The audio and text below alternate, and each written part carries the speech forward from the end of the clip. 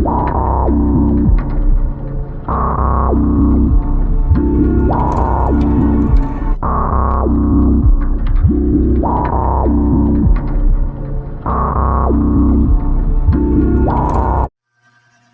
magandang araw po sa lahat. Sana po tayo makapag guys. Yan po, update lang tayo dito sa isa nating channel. Shout out po sa ating lahat. Ngayon po na naka-upload dahil kita ko lang sa inyo.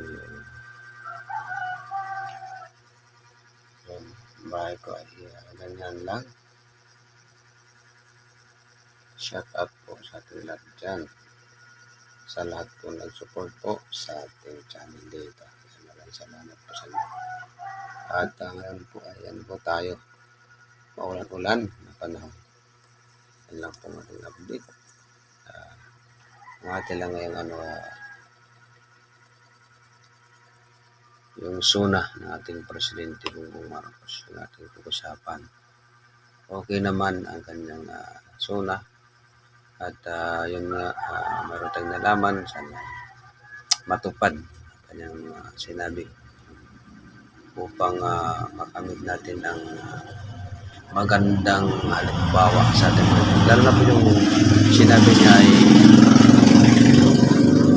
ay kanyang gawin ang lahat para kaunti na natin bayarin sa bill. Yan.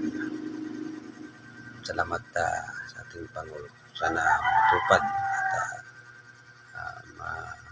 at ng batas sa Senado. Lalo na dito sa mga mahalabing ngayon, tumaas na yung gasolina, mga pagkain yan po sa mga lahat po sa buong Pilipinas. Yan. Maraming salamat.